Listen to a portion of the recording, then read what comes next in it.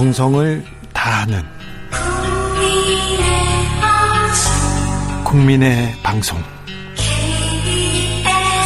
KBS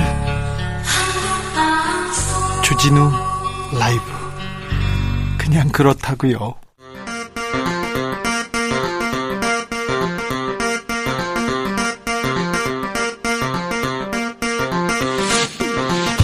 주진우 라이브.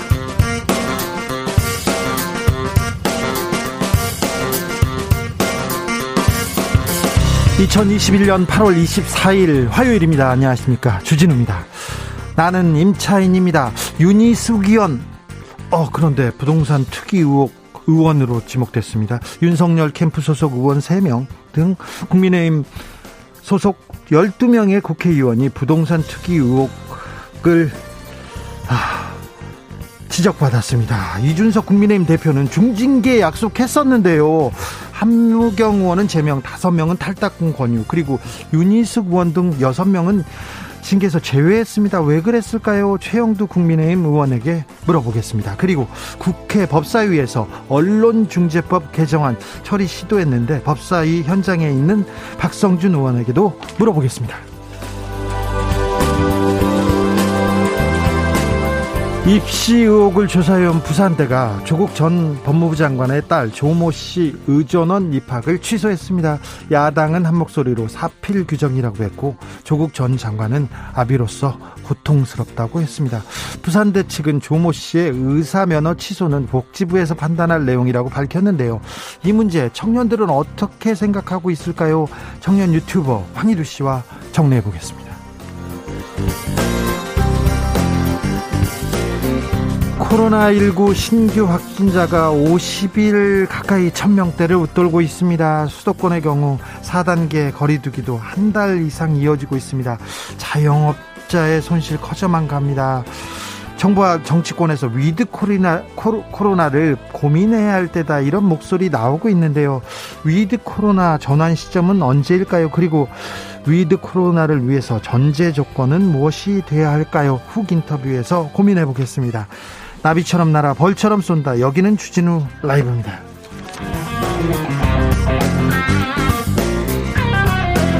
오늘도 자중자애, 겸손하고 진정성 있게 여러분과 함께하겠습니다. 간밤에 남부지방에 태풍이 지나갔습니다. 다행히 인명피해는 없었는데 비가 많이 왔습니다. 곳곳에 침수피해 있었는데 우리 애청자분들 다들 괜찮으신지 걱정이 됩니다. 침수피해 없으신지요? 부산, 포항, 울산, 여수 등 피해 입으신 분들 걱정입니다. 빨리 복귀해야 될 텐데요. 위로 전합니다. 함께 위로해 주시고, 남부 지역에 듣고 계신 분들 상황이 어떤지 응답해 주십시오. 샵 9730, 짧은 문자 50원, 긴 문자는 100원입니다. 콩으로 보내시면 무료입니다. 그럼 주진우 라이브 시작하겠습니다.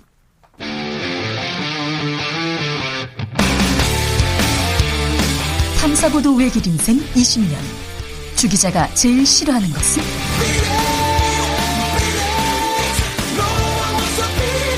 이 세상에서 비리와 부리가 사라지는 그날까지, 오늘도 흔들림 없이 주진우 라이브와 함께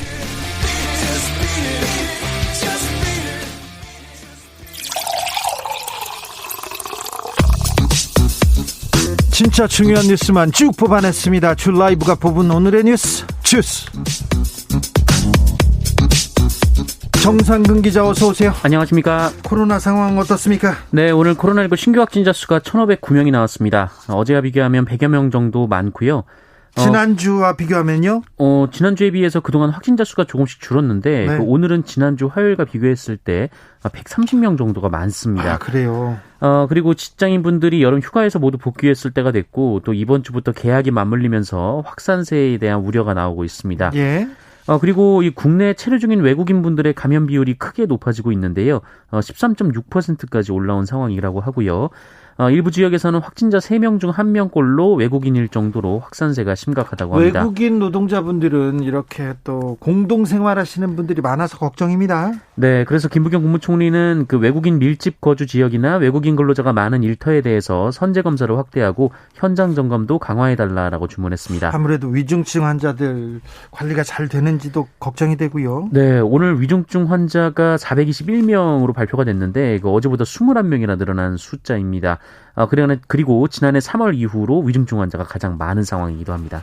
다행스럽게도 태풍이 인명피해 없이 지나갔습니다. 네, 12호 태풍 오마이스가 어젯밤 경남 남해안으로 상륙해서 새벽 4시쯤 동해상으로 빠져나갔고요. 오늘 오전에 울릉도 인근 해상에서 소멸됐습니다. 올해 한반도를 관통한 첫 태풍인데요. 다행히 태풍 규모가 작긴 했습니다만 그래도 비구름이 많아서 곳곳에 폭우가 쏟아졌습니다. 특히 삼천포에는 200mm가 넘는 비가 내렸고요. 이 거제도에서 183mm, 고성 166mm 등의 비가 내렸습니다. 부산의 피해가 좀 큰 것 같습니다. 아무래도 태풍의 오른쪽에 위치하다 보니까 피해 신고가 110여 건이나 접수가 됐습니다. 연제구에서는 승용차가 떠내려가는 장면이 포착이 되기도 했고요. 또 기장군에서는 임기천이 범람해서 인근 주택과 상가가 침수되기도 했습니다. 다행히 인명피해가 없습니다. 그래서 참 국민 여러분들께서 잘 대비를 하셨구나, 그런 생각에 다행이다는 생각합니다. 국민의힘 이준석 대표가 우리 부동산 투기 의혹 걸리면 중징계하겠다 이렇게 얘기했는데 오늘 후속 조치를 했습니다. 네, 부동산 투기 의혹 대상자에 대한 징계를 확정했는데요. 최고위원회를 열고 한무경 의원은 제명을 하기로 했습니다. 그리고 강기윤, 이주환, 이철규, 정찬민, 최춘식 의원은 탈당을 권유하기로 했고요. 아니, 그런데 민주당보다 무조건 중징계하겠다 했는데 그렇지도 않네요. 맞습니다. 이준석 대표가 지난 6월 이 대표로 취임하면서 민주당이 세운 기준보다 더 엄격하고 국민에게 맞는 기준을 세워야 한다, 이렇게 언급을 한 바가 있습니다. 그리고 앞서 국민권익위원회는 국민의힘 강기윤, 김승수, 박대수, 배준영, 송석준, 안병길, 윤희숙, 이주환, 이철규, 정찬민, 최춘식, 한무경 의원을 불법 혐의가 있다고 통보를 했는데 이 중에 안병길, 윤희숙, 송석준 의원은 해당 부동산이 본인 소유도 아니고 본인이 행위에 개입한 바가 없는 것으로 판단했다라며 징계를 하지 않기로 했고요. 그리고 김승수, 박대수, 배준영 의원은 토지 취득 경위가 소명됐고 이미 매각했거나 처분 의사를 밝혔다라면서 징계를 하지 않겠다고 밝혔습니다. 아무래도 대권에 출마 선언한 윤희숙 의원, 나는 임차인입니다, 이 말로 빵 뜬 분이 있습니다. 근데 연설 직전까지 집 두 채를 가지고 있다가, 그리고 임차인인지는 모르겠지만 자기 집은 임대하고 임차인이었지 않습니까? 네. 이분에 대해서는 자세한 내용이 나오지 않았어요? 네, 뭐 어떤 혐의가 있는지는 잘 나오지 않았는데요. 네, 그렇습니다. 네. 열린민주당에서도 한 명이 있었는데 여기는 어떻게 처리되고 있어요? 네, 김의겸 의원이었습니다. 네. 이 청와대 대변인직 사퇴 이유였던 이 서울 흑석동 상가가 이유로 지목이 됐습니다. 흑석동 상가가 또 올라왔네요? 네, 이 청와대 재직 중에 업무상 비밀을 이용해 투기를 했다라고 권익위가 봤는데요. 잠시만요. 청와대 재직 중 업무상 비밀을 이용해서 투기를 했다. 제목이 좀 무시무시하네요. 네, 하지만 김의겸 의원은 공직자가 무리하게 빚내서 집을 샀다는 비판을 감수할 수는 있지만 이 미공개 정보를 이용했다는 것은 사실이 아니다라고 반박했습니다. 네. 최강욱 열린민주당 대표도 권익위가 인편으로 전달한 문서 내용을 보니 업무상 비밀 이용 의혹에 근거가 전혀 없다면서 당 차원의 조치를 할 계획이 없다라고 밝혔습니다. 업무상 비밀 이용 의혹이 전혀 없다, 이렇게 얘기하고 있습니다. 언론중재법 지금 법사위에 올라갔습니다. 네, 다만 아직 상정됐다는 소식은 전해지지 않고 있는데요. 이 법사위 회의실 앞에서 규탄 대회를 지금 국민의힘이 열고 있습니다. 이 국민의힘은 언론중재법 개정안 단독 처리를 반대하며 피켓을 들고 구호를 외치고 있고요. 이 정의당도 언론 단체들과 함께 강행 처리 중단을 촉구하고 사회적 합의 절차에 나설 것을 요구했습니다. 이 문제는 지금 법사위에서 토론하고 있는 박성준 의원 모셔서 자세하게 듣도록 하겠습니다. 오늘 부산대가 조국 전 법무부 장관의 딸 의전원 합격을 취소했습니다. 네, 박홍원 부산대 부총장은 오늘 오후 기자회견을 열고 입학 전형 공정관리위원회 자체조사 결과서, 그리고 정경심 교수의 항소심 판결, 그리고 소관부서의 의견을 종합적으로 검토했다면서 이 조국 전 장관 딸의 의학전문대학원 입학을 취소하기로 했다고 밝혔습니다. 그러니까 입학전형 공정관리위원회는 이 동양대 총장 표창장 위조 여부 등에 대해서 독자적 판단을 하지 않고 정경심 교수의 이 항소심 판결을 그대로 원용했습니다. 다만 그 동양대 표창장과 입학 서류에 기재한 경력이 주요 합격 요인은 아닌 것으로 판단된다라고 공정위가 판단했는데 이 부산대는 이런 의견을 고려하지 않았다라고 밝혔습니다. 아니 그러면요. 그 법률적으로 그리고 입학 학칙 이런 데서는 이런 데가 중요한 이런 부분이 중요한 근거가 돼야 되는데 수험생 모집 요강의 기초에서 지금 취소했다는 건가요? 네, 맞습니다. 그 2015학년도 의전원 신입생 모집 요강에 제출 서류의 기재 사항이 사실과 다를 경우 불합격 처리하게 돼 있다라고 나왔다는 점을 근거로 들었습니다. 제출 서류가 입학에 영향을 미치지 않았는데 제출된 부정 서류 문제이기 때문에 입학을 취소한다 이렇게 결정했다는 거죠. 네, 그렇습니다. 그러면요. 의사 면허는 어떻게 되는 겁니까? 네, 보건복지부는 조국 전 장관 딸의 의사 면허 취소 사전 통지 등 관련 행정 절차를 진행하기로 했습니다. 그리고 이에 따라 조국 전 장관 딸이 인턴으로 재직하고 있는 병원에서는 면허 취소 상황을 보고 판단하겠다는 입장을 밝혔습니다. 입시와는 상관없는 일이지만 부정 서류를 제출했기 때문에 입학을 취소한다.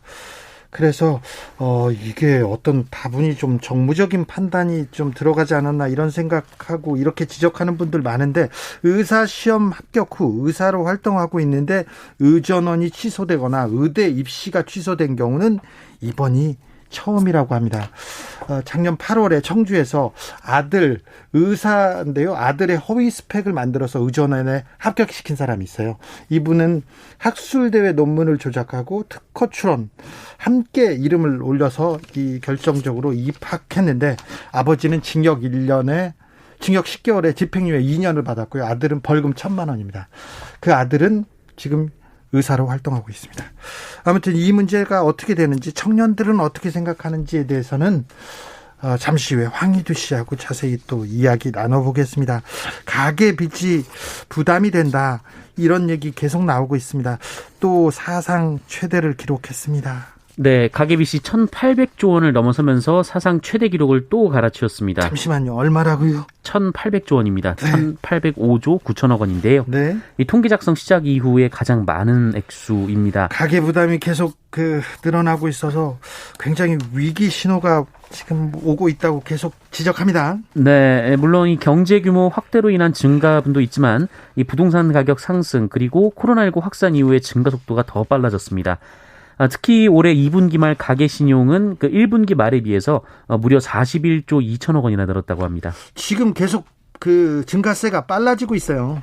네, 걱정입니다. 그러니까 가계 부채가 큰 부담이 될 것 같다고 하는데 그러면 금리 인상, 은행권에서도 지금 대출을 안 해준다고 하지 않습니까? 그러니까 금리 인상에 대해서 조금 더 생각하셔야 됩니다. 만약에 빚을 지실 분이라면 공군도 해군도 성추행 사건이 있었는데 육군도 또 나왔습니다. 네, 육군에서도 이 성추행 피해를 본 부사관이 극단적인 선택을 시도했던 사실이 뒤늦게 확인이 됐습니다. 또 극단적인 선택을 했습니다. 피해자가요. 네, 시도를 했다가 성공하지 못했는데요. 네.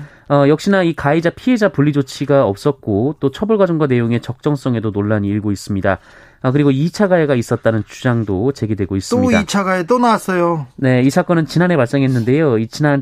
작년 4월 임관한 육군 A 하사가 이 부대 배속 직후 직속 상관인 비중서로부터 교제하자는 제의를 받고 거절을 했습니다. 예.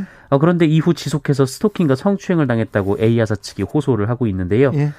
이에 같은 해 8월 이 단한 선임의 도움을 받아서 부대에 신고를 했고 이 비중사는 그해 9월 징계 해임 처분을 받고 바로 전역을 했다고 합니다. 징계하고 전역했어요? 네, 하지만 이 과정에서 해당 부대와 사단 법무실 대응이 문제가 되고 있습니다. 이 사건 조사 과정에서 신고를 막으려는 회유 그리고 합의 종용이 있었다고 하고요. 이 적절한 분리 조치가 되지 않았다라고 주장을 하고 있습니다. 그리고 2차 가해가 다양한 형태로 발생을 했고 이 부대 전출을 택했지만 상황은 나아지지 않았다라고 하는데요. 결국 A 하사는 스트레스로 인한 잦은 기절, 구토, 하열, 탈모, 불면, 공황장애 등에 시달리다가 수차례 자살 시도 끝에 입원 중이라고 합니다. 육군 측은 일단 이 사건 접수 피해자의 형사고소 의사가 확인되지 않아서 징계부터 진행한 것이다 라면서 이후 고소장이 접수돼 민간검찰로 이송해서 재판이 진행 중이다라고 말했습니다. 네. 또한 가해자와 피해자 분리 조치는 신고 접수 바로 다음 날 조치했다라고 했고요.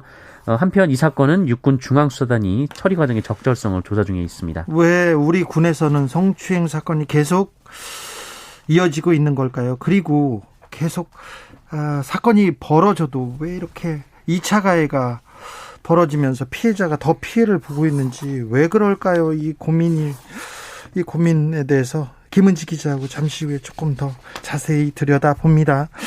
강원랜드 채용 비리 사건이 있었어요. 단군 일의 최대 취업 사기 사건이라고 불리던 그런 사건이었는데 피해자가 소송해서 승소했습니다.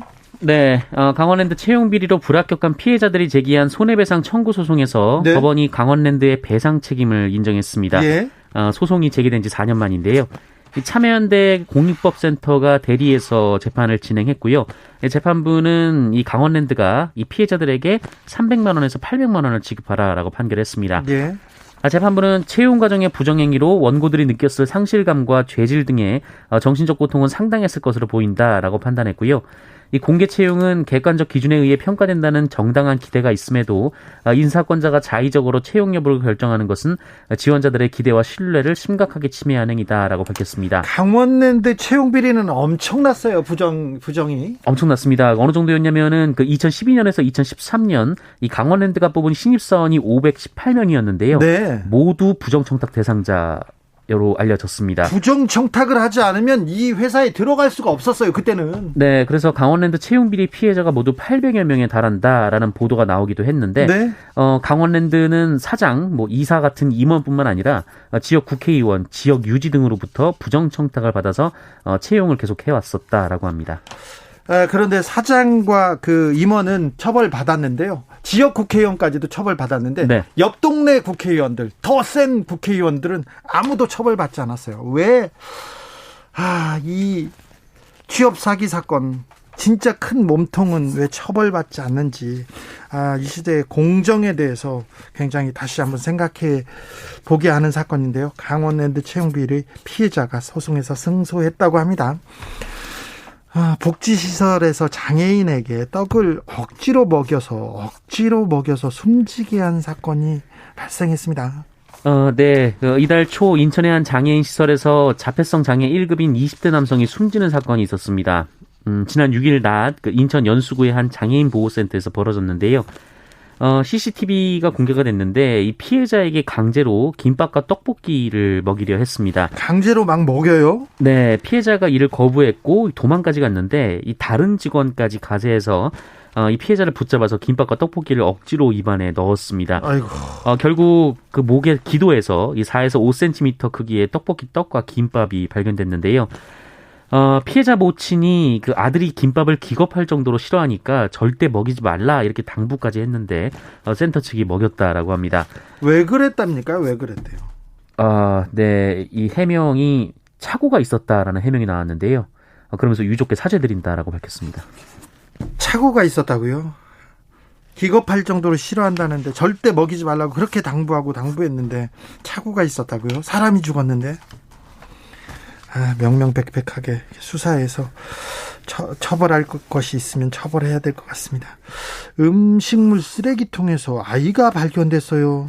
충격적입니다. 네, 이 사건은 지난 21일 이 청주시 가경동의 한 원룸 밀집가에서 벌어졌습니다. 음식물 쓰레기통 안에서 갓난 여자아이가 발견돼서 경찰이 신고를 접수했고 조치에 나섰는데요. 한 남성이 음식물 쓰레기통 안에서 고양이 울음소리 같은 것이 들려서 살펴보다가 아이를 발견했습니다. 발견 당시 아이는 아무것도 입지 않은 상태로 탯줄까지 달려 있었는데요. 경찰은 인근 CCTV 등을 확인해서 그제 오전 아이의 친모를 자택에서 붙잡았습니다. 네. 친모가 지난 18일 오전 8시쯤 아이를 음식물 쓰레기통에 유기한 것으로 확인됐는데 주민에게 발견될 때까지 아이가 혼자 이 사흘 동안이나 음식물 쓰레기통에 방치되어 있었습니다.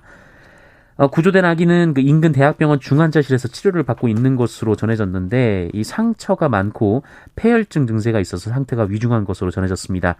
이 경찰은 친모와 가족을 상대로 구체적인 범행 동기를 조사하고 있습니다. 끔찍하네요. 정부가 국내 체류 중인 아프가니스탄인들에 대해서 특별 체류를 검토하고 있다고 합니다. 네, 박범계 법무부 장관은 오늘 국내에서 체류 중인 아프가니스탄인들에 대해서 특별 체류 허가를 검토하고 있다라고 밝혔습니다. 네. 미얀마 사태 때도 특별 체류를 허가한 기준이 있었다면서 이 국내에 체류 중인 아프간인들에 대해서도 같은 기준을 적용할 수 있다라고 말했습니다. 얼마나 우리나라에 머물고 있습니까? 네, 현재 국내 체류 중인 아프가니스탄인들은 모두 417명이고요. 이 중에 120여 명이 올해 이 체류 기간이 만료가 됩니다. 네. 그리고 우리 정부는 현지에서 한국 사업에 참여했던 아프가니스탄인들 그리고 한국 정부에 협력했던 아프가니스탄인들에 대해서 국내로 데려오는 문제를 검토 중이라고 밝혔습니다. 네. 네, 안전한 피난처를 확보해야 한다는 의견이 나오고 있는 상황입니다. 예, 해야죠. 네. 국제사회의 일원으로서 우리의 역할을 해야죠. 주스 정상근 기자와 함께했습니다. 감사합니다. 고맙습니다. 4588님께서 여기는 여수인데요. 태풍과 비에 우로빠 1년 농사인 참깨 농사, 고추 농사, 갓 농사 다 망쳐서 힘 빠져 하는데 속상하네요. 얘기합니다. 4988님께서 창원입니다. 다행히도 큰 피해 없이 태풍이 지나갔습니다. 이제는 코로나만 물러나가면 되겠습니다. 얘기하는데 비 피해가 크지 않기를 또 빌어봅니다. 네, 코로나 물러가야죠. 네. 교통정보센터 다녀오겠습니다. 임초희 씨.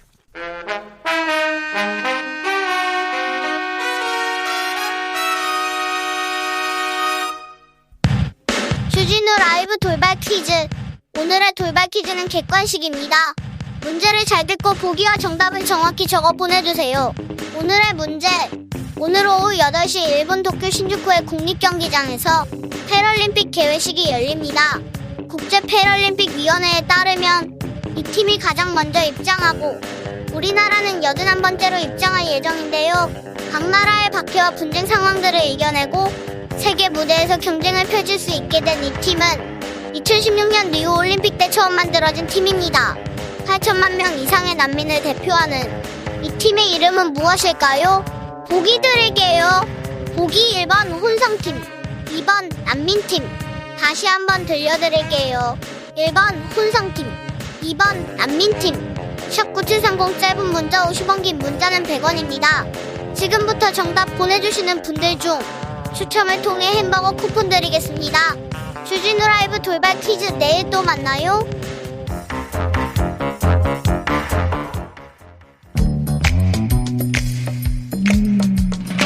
오늘의 정치권 상황 깔끔하게 정리해 드립니다. 여당 야당 크로스 최가박과 함께 최가박당. 여야 최고의 파트너입니다. 주진우 라이브 공식 여야 대변인입니다. 박성준 더불어민주당 의원 어서 오세요. 네, 안녕하세요. 최영두 국민의힘 의원 오셨습니다. 네, 안녕하십니까. 박성준 의원님은 법사위 회의하고 있는데 지금 날아오셨습니다. 예, 맞습니다. 지금 법사위 언론중재법 어떻게 돼가고 있습니까? 지금 언론중재법까지는 안 갔고요. 네. 지금 오늘 그 일정 자체가 계속 여야가 이제 상당히 치열한 공방이 있다 보니까 예. 원래 이제 10시쯤 열리려고 하다가 11시에 이제 법사위 소위가 열렸고요. 예. 그래서 2시 20분부터 2시 반부터 열리기로 했는데 2시 반에 서로 이 야당에서는 이제 언론중재법을 통과시킬 수 없다고 하면서 네. 다른 법과 관련된 부분을 이제 서로 이제 협의를 했는데 그게 잘 안 됐습니다. 우리 당 입장에서는 이제 언론중재법을 이제 통과시켜야 되는 입장이기 때문에 네. 그렇게 얘기를 하다가 이제 한 3시 넘어서 법사위 전체회의가 열렸는데 의사진행 발언이라는 게 있거든요. 그렇죠. 그래서 야당에서 이제 의사진행 발언을 계속 신청을 하다가 네. 이러다가 이제 밤샐 것 같다. 본격적인 논의도 못할 것 같아서 일단은 소위원장 선출권하고 2020년 회계연도 결산하고 예비비 출처 승인의 건과 관련된 부분만 지금 하고 있는데 이제 오늘 법사위 전체 회의에서는 고위법이라고 하죠. 이제 법사위 관련된 법안 처리하고 지금 이제 쟁점이 됐던 타입법과 관련된 부분이 있는데요. 국회법이라든가 지금 의료법 관련된 부분 또 기후 위기 대응을 위한 탄소 중립 그 법안, 그다음 사립학교법 야당에서 상당히 좀 치열하게 반대하고 있는데 일단은 지금 오늘 할 일이 참 많군요. 늦게 끝날 것 같습니다. 네. 지금 보면 특히 이제 언론중재법과 관련해서 야당에서 그 법사위 전체회의 회의장 앞에서 시위도 하고 그랬으니까요. 네. 네. 최영두 의원께서 언론중재법 관련돼서 계속 맨 앞에서 얘기하시는 게 계속 뉴스에 나옵니다. 네, 이게 제가 이제 법안심사 소위였고 또 안건조정위원회까지 들어갔습니다. 지난 1년여 동안 제가 이 논의 과정을 제일 잘 지켜봤기 때문에 이 쟁점을 잘 알고 있고, 그리고 이제 근데 이게 사실은 우리 당이 뭐 굳이 우리 당만 반대하는 문제가 아니고 민주당 빼고 사실 전체 다 반대하고 있습니다. 세계적인 언론 단체들, 그다음에 우리나라 보수 진보 언론을 망라한 언론 단체들, 심지어 오늘 민주사회를 위한 변호사에서도 지금 그 언론중재법의 가장 중요한 문제가 위헌 논란을 빚고 있는 게 징벌적 손배소인데, 네. 징벌 손배소를 가기 위한 그 특칙이라는 게 있습니다. 그러니까 고의 중과실 추정이라는 게 있는데 그 입증 책임을 언론사에게 이제 증가시켰다 이런 대목인데 그걸 민변에서는 가장 큰 위헌적인 법이라고 봤습니다. 그래서 여기에 대해서는 상당히 국민적인 지금 우려가 높기 때문에 민주당도 여기서 최영도 의원님, 네네. 언론 개혁은 해야죠. 언론 개혁은 해야 되는데. 자, 언론 개혁은 해야 하는데 언론중재법이 통과된다고 해서 언론에 큰 영향이 미치지 않을 텐데 왜 이 언론중재법은 안 됩니까? 지금 이제 우리가 언론이라 할 때 언론의 경계가 어디까지인가 참 막연합니다. 제가 처음 기자생활 시작할 때 90년이었는데 그때 중앙일간지가 종합일간지 10개였습니다. 네. 10개. 9개, 10개 그랬는데 이제 지금 몇 개인 줄 아십니까?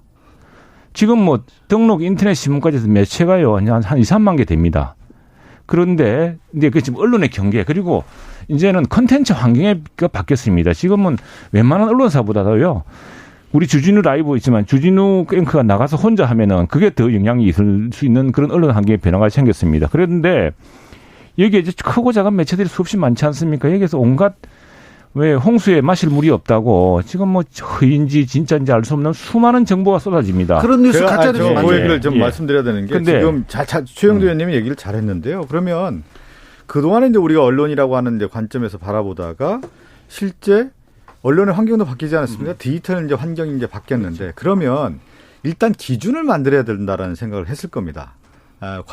예를 들면 지금 이 법 자체가 피해 구제법 아니겠습니까? 가짜뉴스에 의한 피해 구제법인데 어디서부터 출발할 거냐? 그러면 다 출발할 거냐?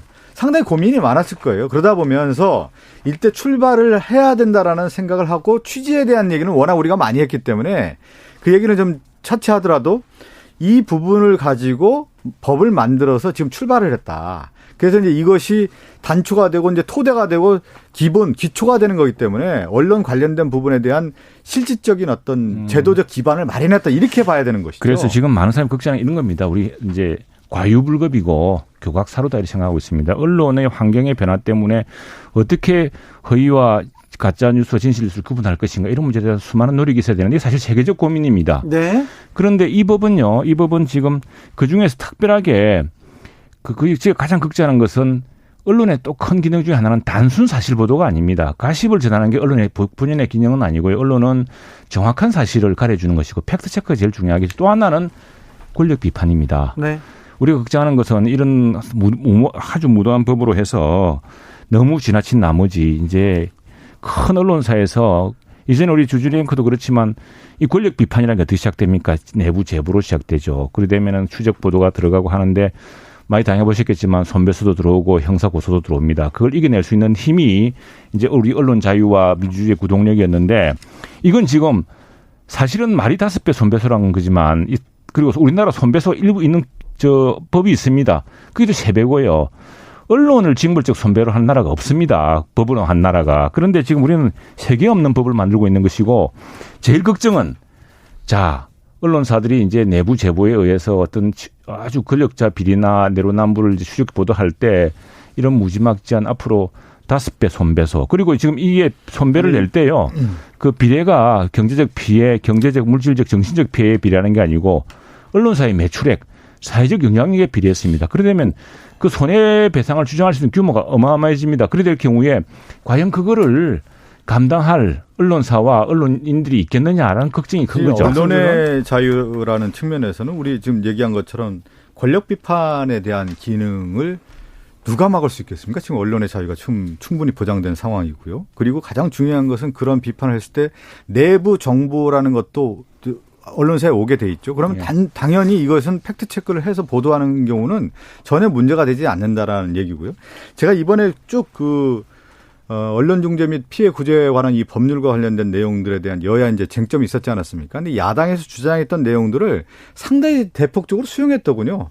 언론중재법과 관련해서요. 이제 정치 경제 권력에 해당하는 자가 징벌적 손해배상을 청구할 수 없겠다라는 내용을 삭제했다라는 내용도 좀 들어가 있고요. 또 하나가 뭐냐면 야당의 의견을 받아들여서 허위 조작 보도 입증을 원고 그러니까 피해자가 하게 했다라는 내용도 좀 들어가 있고요. 그다음에 야당의 의견을 또 받아들였습니다. 언론사 매출 기준을 이제 삭제했다라는 내용도 들어가 있고 그다음에 징벌적 손해배상에 해당하는 판단 기준이 있지 않습니까? 지금 얘기하신 것처럼 고의 중과실 추정과 관련해서 4가지로 제한해서 실질적인 타당성과 일관성을 보장했다는 내용이 지금 포함되어 있기 때문에 그걸 지금 사실은 민변하고 우리 진보적인 법률가 단체 시민단체에서 가장 걱정하고 있습니다. 박성준 의원님 여기서 질문합니다. 아까 말했듯이 실효성이 조금 아까 보면 고위공직자들 그리고 또 정치인들 뭐 기업인들은 여기서 제외됐고요. 그리고 몇 가지가 빠졌어요. 야당이 주장하는 게 빠져서 언론 개혁에 큰 실효성이 없는 법안인데 왜 이렇게 제가 처음에 그 얘기를 했지 않습니까? 이거는 뭐냐면 언론 개혁이란 말이 왜 나왔을까부터 제가 처음에 설명을 이 방송에서도 많이 드렸는데 지금 민주화 이후에서 가장 그 권력기관 되는 것이 이제 검찰하고 언론이라고 하는 것이 국민적 판단입니다. 그래서 언론 개혁이 등장하고 견제받지 않는 권력에 대한 부분을 그럼 어떻게 할 거냐. 그래서 제도적 기반에 대한 얘기들이 계속 나왔던 겁니다. 그래서 그 취지에서 나왔던 거고 그러면 이 법을 만들 때 여야가 만드는 거 아니겠습니까? 네. 우리 당 안에 안이 나와 있고 야당 안이 나와 있는데 그러면 이 언론중재법은 기본적으로 언론개혁의 초석을 만들 수 있는 법안이기 때문에 대폭적으로 수용해서 이걸 출발을 해서 지금 얘기한 것처럼 언론 환경이라고 하는 것이 우리가 레거시 미디어만 아닌 게 아니라 이번에 유튜브 이런 거 빠지지 않았습니까? 그러면 실질적으로 적용되기가 지금 단계에서 어렵기 때문에 이 법을 기반으로 해서 점차적으로 확대할 수 있는 부분도 있는 것입니다. 아니 근데 그게 그렇게 말씀시켜서 아니 이게 이제 문제 이런 겁니다. 뺐다니 전혀 뺀 게 아닙니다. 지금 보실까요? 자, 우리가 권력 실체라 그러면 권력 실체는 그냥 흑개비 장관도 또 있겠지만 우리가 우리 주진영 그 잘 아시는 비선 실체 그 사람들 무슨 공직 있는 거 아닙니다. 네. 그다음에 그 몸통, 기틀이 아니라 몸통, 전직일 수도 있죠. 그리고 지금 이루고 있는 소송들이요. 근데 조국 전 장관 소송 보십시다. 지금 그 우종창이라고 월간조선 기자 구속됐습니다. 이 소송을 제기해가지고 그 사람을 상대로 1억 손배소를 또 내고 있습니다. 그러니까 사실은 장관도 딱 옷 벗으면요. 그게 무슨 이야기냐면은 내가 재임 중 있었던 사건에 대해서 전직 장관이나 전직 고위공직자가 이걸 악용해서 이제는 내 과거에 대해서 자꾸 캘려고 그러지 마. 너 한 10억, 한 20억 정도 너 집에 재산 얼마인지 모르겠는데 한 10억 손배 내가 청구한다. 이렇게 들어오면요. 이게 옛날에 용기 있게 내가 감옥으로 몸으로 떼우겠다. 내가 취재원 보호하겠다. 이럴 수준이 안 됩니다. 그때부터. 최영두 의원은 기자 시절에 너 소송한다. 너 소송할게. 너 감옥에 보낼 거야. 그래도 기사 쓰셨잖아요. 썼는데 돈이 안 걸렸거든 그때는. 아니 돈 걸지 아니 돈이 그래도 그 당시는 뭐 1억 정도라고 하지만 회사에서 모금도 해주고 할 수 있는데 이게 지금 이제 손배가 모수가 확 달라졌습니다. 언론의 뭐 매출액 대비, 언론의 사회 영향력 대비 여기에 5배 하면은요. 이게 1억하고 10억하고 그게 달라집니다. 이 내 때문에 나는 몸으로 뭐 떼울 수가 있는데 내 가족의 재산이 압류당할지도 모른다는 거. 우리 회사의 많은 재산이 손실이 매출에 별로 이득도 없는데 그럴 경우에 우리 언론사 동료들 우리 회사 그 고통에 대해서 그런 경제적 압박을 가한다는 것이 가장 큰 문제입니다. 그래서 그 부분은 민주당이 과감하게 받아들여야 됩니다. 징벌적 손배 이거 없는 제도고요. 아니 지금 기자에게 구상권 청구하는 조항도 좀 삭제했어요. 아니 그거는 진짜 우리 그 왜 삭제했겠습니까? 현실과 다르게 삭제한 겁니다. 자, 그러면요. 국민의힘에서는 가짜 뉴스, 이 허위 악의적인 보도에 대해서 어떻게 해야 된다고 보십니까? 피해 구제 방법은 또 뭡니까? 지금 그래서 우리가 계속 그 논의를 했고요. 첫 번째 언론 중재 기능, 신속한 허위 사실로 인한 피해를 국민들이 언론 중재위원회에 내고 또는 이걸 내가 신속하게 할 수 있는 절차와 그 방법을 아주 간이하게 만들기로 합의했습니다. 여야 간에. 그런데 지금 이분들은 이걸 넘어서서 이제 정통 미디어들이 권력 비판에 재갈을 물릴 수 있는 방법을 강구하기 때문에 문제인데 제가 볼 때 제일 큰 문제는 정치인들의 입입니다. 지금 대부분의 가짜 뉴스가요. 정치인들의 입으로 나오고 이걸 받아쓰게 하는 언론에서 이제 전파되는 겁니다. 네. 그래서 마지막 설명을 그래서 그걸 할 때 저는 언론사들이 앞으로는요. 정치인의 말하는 거, 특히나 그 공인들 선출된 가장 고위공직자들이 말하는 것들은 팩트 체크를 정확히 해주셔야 됩니다. 그걸 못 하고 있으니까 언론이 지금 개혁하라고 아니죠. 그거는 언론이 스스로 해야 되는 거죠. 해야 되는 것이고. 우리 최영 의원님이 말씀을 많이 하셨으니까 사실 민주주의와 이제 우리 자유주의의 기본적 역사가 뭐냐면 개인의 기본권이에요. 네. 개인이 침해받지 않도록 법을 만들고 그 테두리를 만들어서 실질적으로 권력의 행사에 의해서 마지막까지 인권을 보호하겠다라고 하는 것이 헌법적 가치이고 그동안의 민주주의라든가 자유주의 어떤 삶의 과정이라고 할 수가 있는 건데 우리나라도 역시 보면은 언론도 어떤 기사를 쓰거나 악의적 보도에서 인권적 침해를 당한 사람 아니겠습니까? 이것을 보호해줘야 된다는 근본적 출발을 했다라는 것을 이것을 우리가 한번 봐야 될 것 같고요. 또 하나가 이제 뭐냐면 정치인에 대한 얘기를 하는데 정치인들의 말이라고 하는 것은 공론회장이라고 하는 이 토론장에서 얼마든지 검증이 가능한 겁니다. 야당의 의원이든 여당의 의원이든 어떤 얘기를 했을 경우에 언론에서 검증을 하고요. 또 정치인들끼리도 서로 검증을 해서 이것이 어떤 것이 진실인지 계속 팩트체크를 하기 때문에 그것은 큰 문제가 되는 것은 아니다. 그리고 언론 자체에서도 정론 보도를 하는 것이 기본이고 팩트체크를 하는 거기 때문에 기존의 언론의 취재 방식으로는 이 언론중재법에 해당되는 언론사는 저는 많지 않다고 봅니다. 거의 없다고 봅니다. 언론이 네. 기본에 충실했으면 지금 국민들한테 아니죠. 이렇게 질타받거나 이렇게 불신을 당하지도 물론 이제 않죠. 그런 사례들이 있고 그래서 제가 이제 걱정하는 것이 못된 뿔이 있죠. 못된 버릇도 있을 테고 그걸 고치려고 그러면은 그러나 그 뿔을 잡으려고 사람은 민주주의의 기본이 되는 알 권리 그리고 언론의 비판 이걸 봉쇄해서는 되겠느냐는 게 걱정이고 또 하나 이제 말씀은 뭐냐면은 이게 사실은 우리 주진영 그 제일 잘 아실 거예요. 옛날에 권력자들 비리 같은 걸 취재를 해봤기 때문에. 네, 소송 많이 당했습니다. 그럼 소송 많이 당했죠. 근데 여기에 이제 10배 들어가고 네. 주진영 그 집 재산이 얼마인지 모르겠는데 한 10억, 20억 때리겠다 하면. 저는 줄 게 없어가지고 그런 건 두렵지 않았어요. 그런데 다 뜯내고 다음에 이제 언론사에 있는 얄팍한 뭐 수익도 얼마 안 나는 거 다 뜯어내겠다고 협박을 하면은요. 네. 여기에서 기본적으로 언론과 이 피해 당했다는 고위 권력자와의 이 소송전에서 네. 압도적인 그 이제 힘의 역전이 생기는 겁니다. 그리고 이게 중요한 게 뭐냐면 법원에 판결이 나는 게 중요한 게 아니고요. 지금도 고위공직자가 소송을 내면은 70%가 집니다.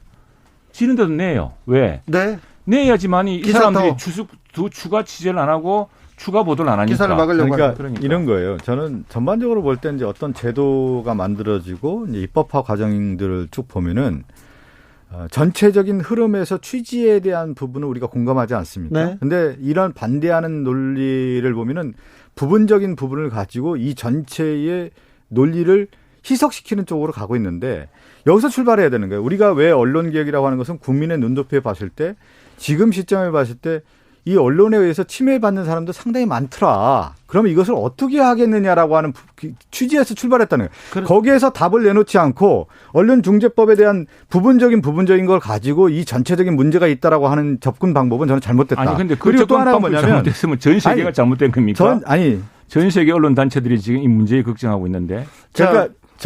제가 처음에 얘기한 건 이 법 자체를 만들면서 언론 환경에 대한 어떤 조성들이라고 하는 것이 필요하다는 부분을 좀 말씀드리겠습니다. 언론 개혁에 대한 국민들의 그 열망은 좀 큽니다. 언론이 좀 제대로 좀 보도해 주기를 바란다는 그런 문자가 계속 이어지고 있습니다. 김성실님께서 가짜뉴스 안 쓰고 팩트체크 제대로 하면 되는 거 아닌가요? 왜 벌써 벌금 걱정을 하는지 걱정하시는지 얘기하셨고 0545님께서는 그게 이런 뉴스의 차원이 아닙니다. 지금 우리가 이야기하는 이 폐해하고 다음에 우리가 걱정하는 것들은 좀 다른 차원의 이야기입니다. 우리는 진짜 언론의 핵심 기능, 진짜 제대로 된 언론의 역할을 막을지 모른다는 것이고 고쳐야 되는 것은 무책임한 그런 행태들을 고쳐야 된다는 것이죠. 네. 0545님께서 언론중재법은 민사소송이라 법원에서 판단하는 건데 왜 정부가 재갈 물린다고 하나요? 이렇게도 물어봅니다. 왜냐하면은 좋은 말씀입니다. 그래서 미국은 좀 판례로 합니다. 근데 이 법에 무슨 상한을 얼마로 한다, 5배로 한다 이런 법을 주는 나라는 없습니다. 왜냐하면 구체적 사건마다 다르거든요. 오늘 법사위에서 통과되고 내일 본회의 올라갑니까? 언론중재법? 그렇게 될 가능성이 크다고 봅니다. 예. 그래서 내일 지금 오늘 이 법사위에서 법사위원들이 좀 율사들이시니까 네. 이 법의 위헌성을 조금 더 생각하셔서 신중하게 검토하셔야 될 것 같고 국민의힘에서는 필리버스터 준비하고 내일은 있습니까? 저희들은 민주당의 양식에 호소할 겁니다. 네. 정말 이 법을 통해서 우리가 민주주의를 후퇴시키지는 않은지 우리가 언론의 폐해를 고친다는 거하고 우리가 언론에서 장려해야 될 가장 본질적 기능을 침해할 수 있었다는 이런 것들을 다 같이 좀 호소해서 한번 논의해 보려고 합니다. 네, 아무튼 어찌 되는지 지켜보겠습니다. 자, 또 다른 얘기.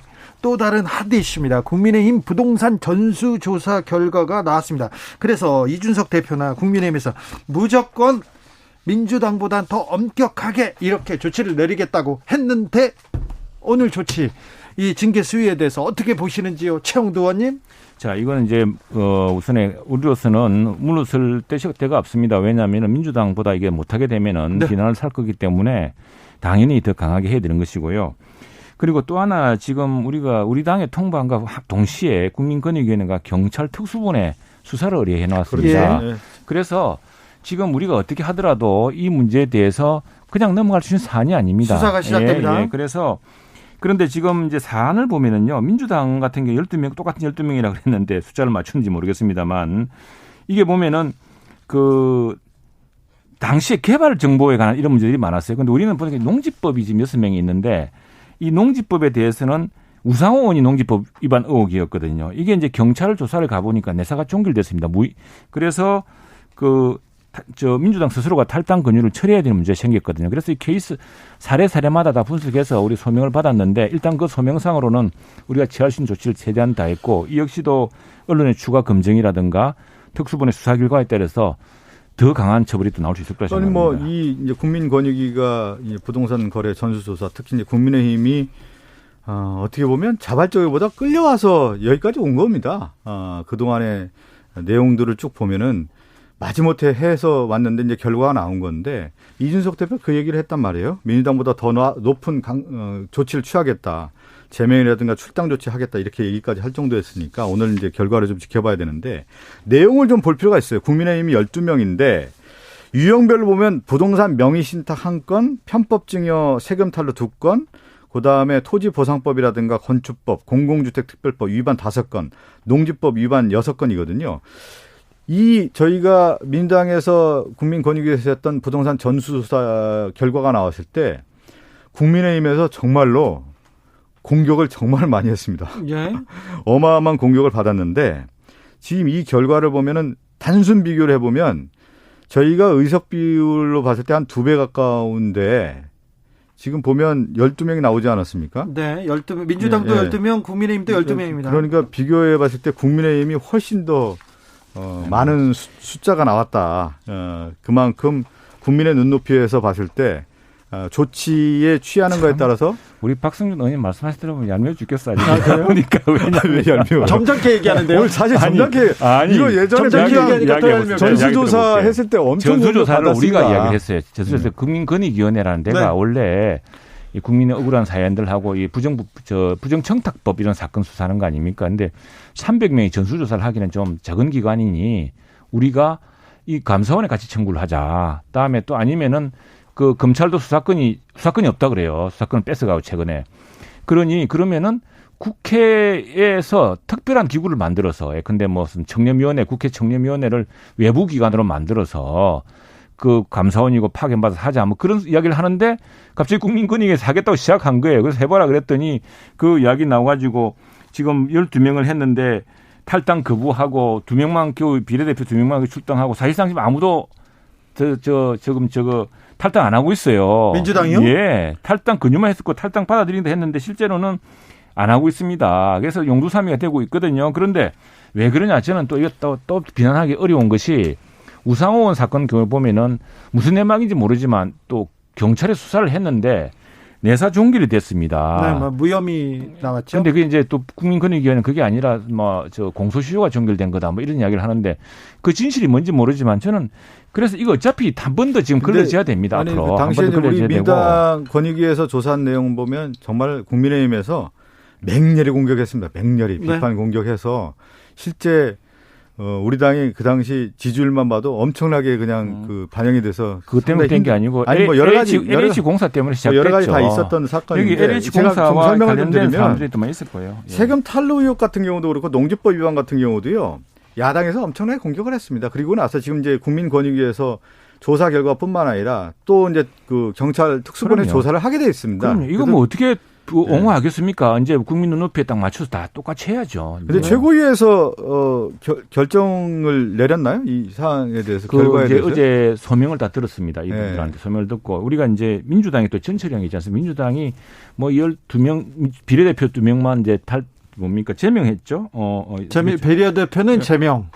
제명했죠. 네, 나머지는 다 제명해서 이제 탈당했습니다. 원직을 살려줬죠. 근데 그 근현에 따라서 우리도 이제 한무경 의원이 이제 지금 제명이 됐죠. 그래서 이제 결과가 나왔나요? 예, 그 했어요. 해가지고 지금 그리고 나머지 탈당 근절을 했고 본인의 소명을 미루어서 이거 지금 탈당 근절까지 아니라는 것은 어차피 특수본수가 남아 있으니까 일단 현 상태로 그 본인 소명을 받아들이는 상태로 있는 겁니다 지금. 근데 저는 이거는 이제 이거는 그냥 넘어갈 수 있는 사안이 아니에요. 넘어갈 수 있는 사안이 아니라도 겁니다. 국민의힘에서 이 결과에 대해서 어떤 기준을 했는지 그리고 조치를 어떻게 했는지 이것을 소상하게 국민에게 설명을 해야 되는 겁니다. 그런데 이 문제는 그 사안에 대해서 설명을 하지 않으면 국민이 납득할 수 없는 거고 어물쩍하게 넘어갈 수 있는 게 아니에요. 이 사건. 그런데 국민들이 이렇게 쳐다보고 있지 않습니까? 그래서 국민의 눈높이에서는 어느 당이 많은가 보다. 두 당 어떻게 처리했나 이걸 볼 텐데. 이걸 볼 텐데 왜 근데 국민의힘에서 그래도 출당 권유 이런 거라도 좀 세게 해야지. 출당 권유 있었어요. 몇 명은 있었고 절반은 남았잖아요. 예, 소명이 있고. 왜냐하면 지금 민주당은 탈당 권유에 전부 남아 있습니다. 2명은 그 비례대표만 제명이라고 해서 탈당시켜 가지고 이제 의원직을 유지하게 해줬고. 예. 자, 홍준표 후보가 대권 주자들도 다 부동산 검증받자 이렇게 합니다. 최재형 후보 바로 화답했습니다. 이거 어떻게 해야 된다고 보십니까? 근데 지금 이렇게 국민의 높이가 높아져 있는데 그걸 안 할 방법이 있겠습니까? 그렇죠. 이제 여야다 해야죠. 네. 해야 되겠죠? 예. 당연히 하겠죠. 할 수밖에 없는 상황. 그리고 지금 뭐 이미 다 파고 있는 거 아닙니까? 이미 제가 말씀드리지만 우리 뭐 최 의원님이나 선출직 공무원들이라고 하잖아요. 네. 이제 예를 들면 뭐 광역단체장이 됐든 국회의원이 됐든 이런 경우는 부동산 관련된 모든 부분을 사실 다 신고하고 투명하게 되어 있습니다. 그리고 선거를 하면은 당사자뿐만 아니라 적이라고 할 수 있는 뭐 야당의 후보가 됐든 또 언론이 됐든 시민단체가 적이라는 표현보다는 이제 어쨌든 그 후보에 대한 어떤 검증하는 단체들이 이 부동산이라든가 이 재산에 대해서는 모든 걸 조사하기 때문에 투명화됐고요. 근데 처음 진입하는 후보들 같은 경우는 아직 공개가 제대로 돼 있지 않죠. 이 부분에 대한 검증은 확실히 해야 되는 것이죠. 검증하겠죠? 검증해야죠. 검증 안 하면 할 수 있습니까? 그리고 뭐 어차피 후보 등록할 때 재산 신고를 돼 있죠. 우리 국회의원 예비후보 등록할 때도 신고도 했죠. 그럼요. 예, 신고가 돼 있습니다. 이제 예비후보 등록하고 실제 당선된 이후에 또 그 재산 신고를 다시 합니다. 그래서 대조를 해서 왜 이게 누락됐는지 또 소명을 해야 돼요. 물론이죠. 그래서 철저하게 사실은 재산뿐 아니라 재산 공개가 돼 있다고. 범죄 혐의 수사받았던 상황, 형수에 요구했던 거, 새로운 녹취 파일 뭐 이런 거 뭐 다 나올 수 있으니까 참 이게 뭐 어떻게 튈지 모릅니다. 최 의원님이 오늘 제가 한 얘기가 마음이 아팠는지 또 한마디 하시네요. 마지막 한 말씀을 하고 가시네요. 수술실 CCTV 설치법은 어떻게 됩니까? 오늘 복지 통과하고 지금 저기 법사위에 와 있습니까? 법사위에 지금 올라와 있습니다. 그 법사위에 지금 의료법 일부 개정안이 올라와 있습니다. 지금. 수술실 CCTV는 설치해야 된다. 국민들이 다 좀 이게 그 찬성에 지금 목소리를 내는 사람들이 많은데요. 최영도 의원님. 근데 이제 그게 사실은 우리가 CCTV 이게 이제 일단 당사자들이 또 있지 않습니까? 의사협회인데 의사협회에서 지금 코로나 사실 이거 방역에 제일 최전선에 있는 분들 아니겠습니까? 이분들이 지금 하시는 말씀도 좀 들어볼 필요가 있겠다는 것이고, 다음 과연 이제 이런 부작용을 걱정하는 분들도 있습니다. 뭐냐니까 물론 이제 일부의 부적절한 것 때문에 시작된 사건이죠. 또 그건 뭐 어떻게 제어할 방법을 좀 찾아야 될 텐데, 근데 이게 이러면 이제 수술이 우리나라에 몇 건이 이루어지겠습니까? 엄청나게 많이 이루어지고. 그 수술에서 이제 그 노감 녹취 된다는 게 과연 의사들 입장에서 그것이 그 진료 그 수술할 때 있어서 어떤 심리적 압박이 되겠느냐. 근데 이게 불필요한 동작으로 보여가지고 이게 혹시 의료 사고나 의료처럼 뭐가 비치지 않을까 했을 경우에 그런 것들을 안 하려고 그러겠죠. 이제 위험을 무릅쓰려고 하지 않을 겁니다. 다음 그것도 있고 의사협회의 이야기인데 또 하나는 이걸 이제 전부 민간 의료기관이 보관하고 업무하고 있는데 그 수술하는 내밀한 기록들 동영상 같은 걸 어떻게 나중에 관리하느냐 이런 문제 생길 테고 음성은 녹취도 안 되고 환자 동의 후에 녹화한다는데 그러니까 그리고 그래서 사실은 그게 관점을 뭐냐면 아까 저 언론중재법도 그렇고 공급자가 아니에요. 수요자라고 하는 국민인 겁니다. 이 언론중재법도 그렇고 이 CCTV 설치법 같은 경우도 의사의 공급자가 아니라 수요자인 국민이 이 부분을 어떻게 보니까 국민의 생명과 안전이라는 측면에서 접근을 해야 되는 겁니다. 그러니까 그 측면에서 접근을 하면 이게 답이 나오는 거고 그래서 많은 국민들이 CCTV 설치법에 대해서 찬성을 하는 겁니다. 네. 언론중재법도 많은 국민들이 지금 찬성하고 있지 않습니까? 아니 언론중재법하고는 다르죠. 언론중재법 다르면 언론중재법이 뭐 53% 국민이 한 차례 500명 여론조사에서 53% 찬성했다는데 그럼 매주 조사하는 대통령 여론 직무평가에서 60% 반대하면 대통령 직무 정지시켜야 됩니까? 그렇게 할 수는 없는 일이고. 아니 그런 아니 말을 하되 어떻게 여론 입법을 갖다가 여론조사를 합니까? 여론조사라는 팀에 국민들이 왜 이것을 뭐냐 국민들 입장에서 바라본다. 언론중재법에 대한 그 네. 의견 쏟아지고 있습니다. 김태웅님께서 수기 시간 가지시고요. 다시 원점에서 검토하시죠. 이렇게 말씀입니다. 급하게 서두를 이유가 없지 않나요? 맞습니다. 코로나로 급한 민생 현안이 더 많은 것 같아요. 맞습니다. 민주당한테 얘기하는 거고요. 1402님께서 언론사 벌금 걱정 마시고 가짜뉴스로 피해받는 국민들을 좀 걱정해 주세요. 걱정하고 있습니다. 네. 걱정하겠습니다. 더욱더. 아무튼 내일 본회의입니다. 코로나로 힘든 국민들 보기에 더 힘들어지지 않도록 지치지 않도록 두 분 더 노력해 주십시오. 감사합니다. 두 분. 감사합니다. 네, 감사합니다.